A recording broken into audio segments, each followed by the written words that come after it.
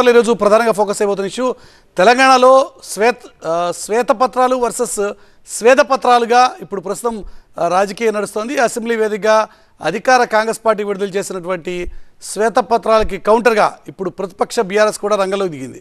తాము అప్పు చేసి పప్పు కూడా తినలేదని, అప్పులతో అద్భుతమైన భవిష్యత్తుకు బాటలు వేశామన్నారు బీఆర్ఎస్ వర్కింగ్ ప్రెసిడెంట్ కేటీఆర్. తాము చేసినవి చెప్పుకోలేకపోవడం వల్లే ఓడిపోయామన్నారు. కాంగ్రెస్ ఇచ్చిన హామీలని ఖచ్చితంగా 100 రోజుల్లో అమలు చేయాల్సిందేనని మరోసారి తేల్చి చెప్పారు కేటీఆర్. సర్కారు శ్వేతపత్రానికి కౌంటర్గా శ్వేతపత్రం విడుదల చేసి తగ్గేదేలే అని సంకేతాలు ఇచ్చారు.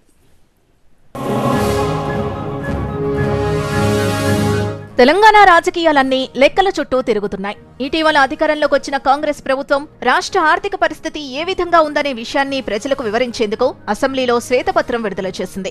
గత 9.5 ఏళ్ల బీఆర్ఎస్ పాలనతో అంతా అప్పులమయంగా మారిందని వివరించే ప్రయత్నం చేసింది. అయితే కాంగ్రెస్ సర్కార్ వెల్లడించిన అప్పుల లెక్కల్ని తప్పుల తడక అంటూ కొట్టిపారేసింది బీఆర్ఎస్. తమ హయాంలో చేసిన అప్పులతో ఆస్తుల కల్పన జరిగిందని అసెంబ్లీలోనే కౌంటర్ ఇచ్చింది. తాజాగా తెలంగాణ ప్రభుత్వం శ్వేతపత్రం లెక్కలన్నీ తప్పని చెప్పేలా శ్వేతపత్రం విడుదల చేసింది గులాబీ పార్టీ. బీఆర్ఎస్ పాలనలో 3 లక్షల కోట్లు మాత్రమే అప్పు చేస్తే దాన్ని 6,71,000 కోట్లుగా ప్రభుత్వం చూపించిందని ఆ పార్టీ వర్కింగ్ ప్రెసిడెంట్ కేటీఆర్ ఆరోపించారు.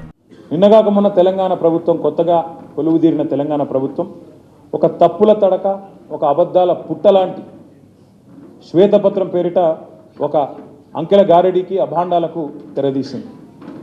అప్పుల పేరుతో అభాండాలేసే ప్రయత్నం చేసింది. 6,71,000 కోట్ల అప్పులున్నాయి అని చెప్పి తప్పులు చెప్పింది ఈరోజు ప్రభుత్వం. 9 ఏళ్లలో రాష్ట్రాన్ని ప్రగతి పథం వైపు నడిపామని, విధ్వంసం నుంచి వికాసం వైపు, సంక్షోభం నుంచి సంక్షేమం వైపు తీసుకెళ్లామని చెప్పారు. విద్యుత్, సాగునీరు, తాగునీరు రంగాల్లో బీఆర్ఎస్ 9 ఏళ్ల పాలనలో పెట్టిన పెట్టుబడులు, సృష్టించిన ఆస్తులు కాంగ్రెస్ ప్రభుత్వానికి వడ్డించిన విస్తరని కేటీఆర్ అన్నారు. కాళేశ్వరం ప్రాజెక్టు ఒక అద్భుతమని చెప్పుకొచ్చారు.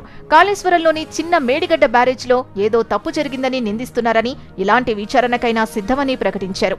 You are going to enjoy the benefits of Kaleshwaram. మీరు కూడా దాన్ని దాచేయలేరు. 4.5 సంవత్సరాల రికార్డు సమయంలో పూర్తి చేసినాం. ఒక్క బరాజ్లో ఎక్కడో ఒక్క దగ్గర చిన్న నిర్మాణ లోపం ఉంటే సరిచేయండి. శిక్ష మీరు అన్నారు కదా, జడ్జిలతో విచారణ చేస్తాం, జ్యుడిషియల్ ఎంక్వైరీ చేస్తాం, బరాబర్ చేసుకోండి. తప్పు జరిగితే ఏ ఎంక్వైరీకైనా మేము సిద్ధం, దానిలో ఏం ఇబ్బంది లేదు, తప్పకుండా చేయండి.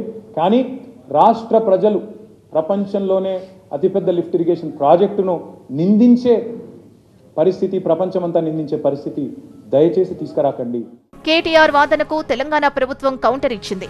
చేసిన అప్పుల్ని కప్పిపుచ్చుకునేందుకే ఆస్తుల్ని సృష్టించామని బీఆర్ఎస్ వాదిస్తోందని మంత్రి పొంగులేటి శ్రీనివాసరెడ్డి అన్నారు. మేము అప్పు చేశాం, అప్పులకి ఆస్తులు సంపాదించామంటారు.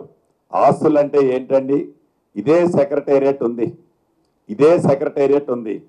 సెక్రటేరియట్లో ఏమి తక్కువ అయిందని ఆ మంచిగా ఉన్న సెక్రటేరియట్ని పడగొట్టి ఒక ప్యాలెస్ లాంటి సెక్రటేరియట్ కట్టే అంత అవసరం ఉందా ఈనాడు ఈ రాష్ట్రానికి? అంటే ఒక సీఎం రెసిడెన్స్ కడితే అయిపోతుందా? అదేనా అభివృద్ధి? అదేనా ఆస్తులు? అదేనా సంపద? వీటన్నిటి కోసం ఈ 6,71,000 కోట్లు అప్పు చేశారు. మళ్ళా దాన్ని కప్పిపుచ్చుకోవడానికి మళ్ళీ వారొక పవర్ పాయింట్ ప్రజెంటేషన్. తెలియదా ప్రజలు చూడటంలా? మొత్తంగా 9.5 ఏళ్ల బీఆర్ఎస్ పాలనలో 50 లక్షల కోట్ల సంపద సృష్టించినట్లు కేటీఆర్ చెప్పారు.